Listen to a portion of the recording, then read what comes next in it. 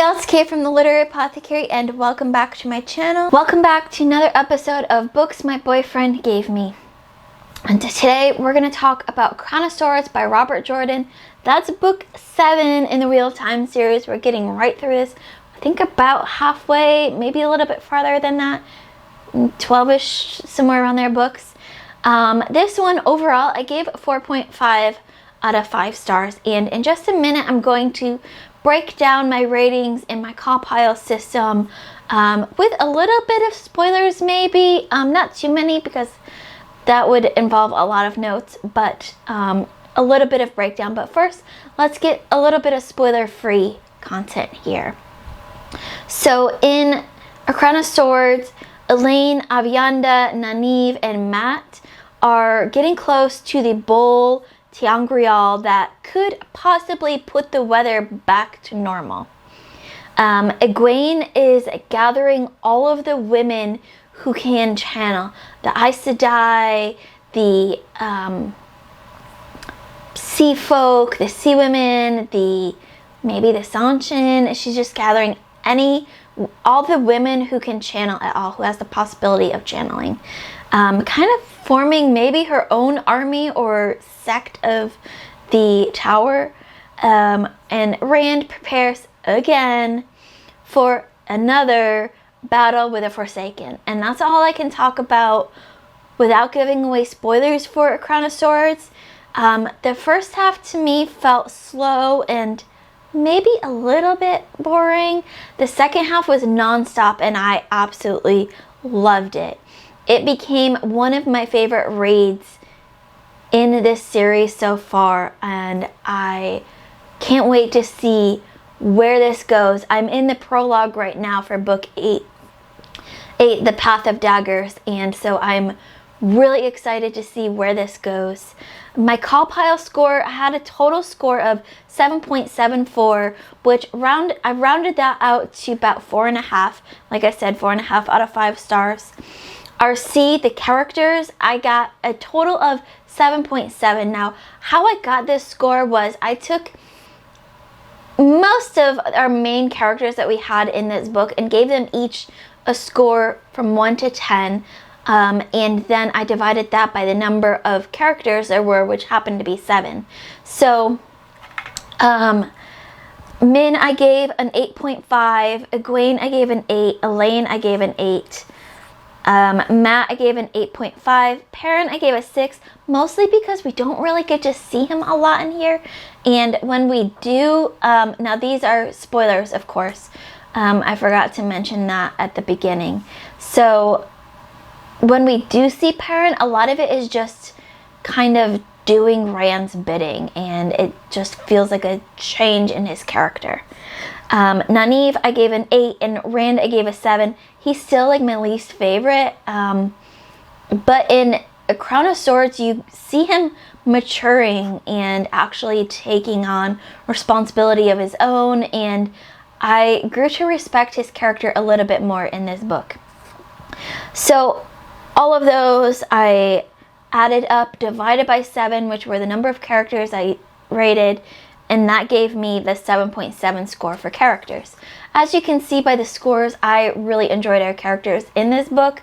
My favorite characters in A Crown of Swords were Min and Mat. These two remain one of my favorite characters in this series. They just get better and better as the books go on.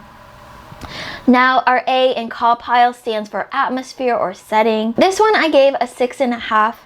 While we had a few wow moments for me, mostly the atmosphere and setting were not really noticeable. It was more the characters and what was happening with the characters. So I gave this one a little bit lower, but still there for those wow moments that happened. Our W stands for writing style. So this one I gave an 8. I thought it had a great balance of plot with our character development.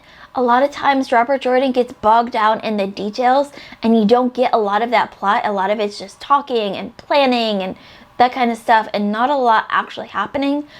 But in A Crown of Swords, I felt like there was a really good balance between the plot and the character development, and that's why I gave writing style an 8. Plot, speaking of plot is our P in call pile, and that one I gave 8.5. I thought this one had a really great plot line to it. One of the best in the series, in my opinion. Of course, all of these are just my opinions. Just take it with a grain of salt. This is just how I felt reading the book. The I in call pile is, of course, intrigue. This one I gave a 7. There wasn't a whole lot of intrigue in this book. However, there were some moments where I was wondering what was going to happen, or even what was happening in that moment. So we did have some intrigue, and the moments that we had the intrigue were really, really great. But there wasn't a whole lot overall in the plot in this book. Logic relationship is our L in call pile. This one I gave 8.5. I thought just about everything made sense in this book as far as logic is concerned. In our relationships, we had relationships developing, continuing to develop, and newer relationships like Matt and the Queen, if you want to call that a relationship, that are starting to develop. And then we see, of course, Perrin and his wife in their marriage and relationship developing also, and Perrin trying to figure out how to both please Rand and please his wife. And last but not least, we have enjoyment. This one I gave an 8. I thought this was such a great installment in this series. It made me want to continue this series, and it's definitely one of my favorites in the series. I don't know that I would say it's my absolute favorite, but one of the top, probably top 5. Actually, this is only book 7, so definitely in my top 5. Maybe top 3, not really sure. I'd have to sit down and look at how I felt about each one of the books. But those are my thoughts, my call pile scores for A Crown of Swords.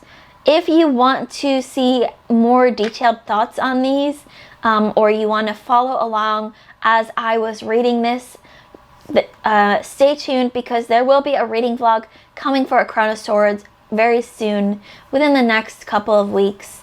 So y'all can see my thoughts as I've been having them, as I check in and hit some pivotal moments in this book. But that's it for now. If you've read A Crown of Swords, let me know in the comments below. What did you think of the book?